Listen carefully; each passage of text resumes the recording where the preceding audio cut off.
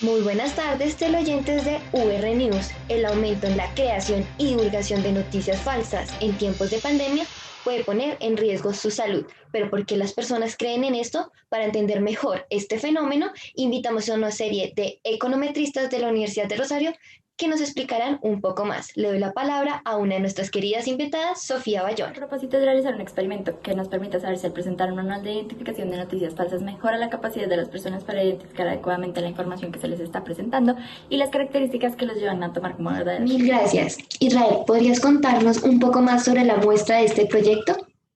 Ahora con respecto a la descripción de la muestra, nuestra muestra está compuesta por 217 observaciones y 15 variables, de las cuales 4 corresponden a variables dependientes y las restantes 11 a variables independientes.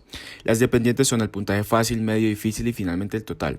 Por su parte, las independientes se vienen cualitativas y continuas, tales como género, años de escolaridad, disposición a vacunarse contra el COVID y edad, entre otras.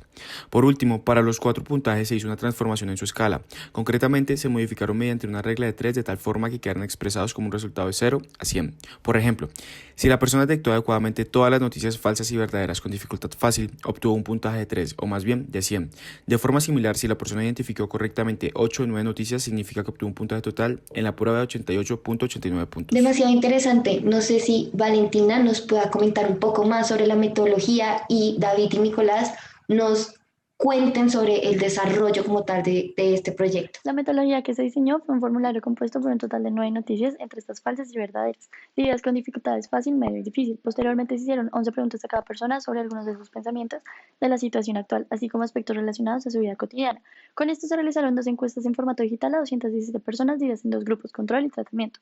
El acceso a cada uno de estos grupos estuvo dado a partir del último número celular de la persona. Para el grupo de control se les mostró una breve introducción sobre los riesgos y las implicaciones de las noticias falsas, mientras que para el tratamiento se les presentó un pequeño manual de identificación de noticias falsas que incluía recomendaciones sobre investigaciones de las fuentes, los titulares, los datos que proporcionaba la noticia e incluso posibles reacciones emocionales que éste podía generar. Inicialmente, para saber si el manual de noticias falsas contribuye a la correcta identificación de noticias, se hicieron 4 regresiones lineales, cada una con uno de los 4 puntajes como variable dependiente y como variable independiente al tratamiento. Se llegó a que recibir el tratamiento está asociado a un incremento en el puntaje de noticias fáciles de 8.6 puntos a un nivel de significancia del 5%. Para el puntaje difícil se llegó a que recibir el tratamiento lo incrementa en 7.4 puntos a un nivel de significancia del 10%, y para el puntaje total este incremento es de 6.5 puntos a un nivel de significancia del 1%. Individuo, corrimos nuestras 4 regresiones incluyendo 4 controles que, al realizar pruebas F, resultaron relevantes de incluir en nuestro modelo. La primera es una dummy de sexo donde ser hombre es igual a 1, la edad del individuo, los años de escolaridad del mismo y una variable binaria sobre creer o no en la efectividad de las medidas tomadas por el gobierno en el marco de la pandemia. Adicionalmente, no se realizaron correcciones de errores estándar, pues al pasar por la prueba de Brush-Pagan todos nuestros modelos resultaron ser homocedásticos. En cuanto al score fácil, observamos que el efecto del tratamiento sigue siendo tanto positivo como significativo al 5%. Adicionalmente, ser hombre está asociado con un incremento adicional de 11,3 puntos en el score fácil respecto a las mujeres, y cada año adicional de edad está asociado con una reducción de 0,31 puntos en el score fácil. En cuanto al score medio, tanto el tratamiento como los controles parecen no tener efectos sobre este. En cuanto al puntaje difícil, podemos observar que el tratamiento sigue siendo tanto positivo como significativo al 10% y que cada año adicional de escolaridad está asociado con un incremento en el score difícil de 1,39 puntos. Finalmente, en el score total, el efecto del tratamiento sigue siendo tanto positivo como significativo al 1%.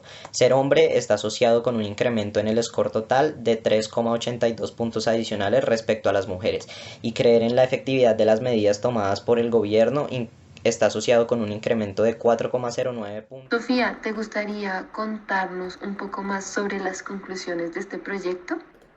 Llegamos a la conclusión de que el tratamiento funcionó en toda la muestra, es decir, que haber presentado el manual de identificación de noticias falsas sí fue relevante en el desempeño de toda la prueba. Sin embargo, al mirar las regresiones con un puntaje de dificultad, el tratamiento fue relevante únicamente en el puntaje del test de noticias fáciles y difíciles. Adicionalmente, se llegó a que, dependiendo del puntaje considerado, unas variables explicativas resultaban ser más significativas que otras a la hora de explicar la correcta identificación de noticias. Por ejemplo, en las fáciles, ser hombre era un factor muy importante, mientras que en las difíciles la educación era el aspecto que más influía en el puntaje. Muchísimas gracias. Nos veremos pronto en otra sección de UR News. Por favor, recuerde lavarse constantemente las manos y decirle sí a la vida y no a las fiestas clandestinas.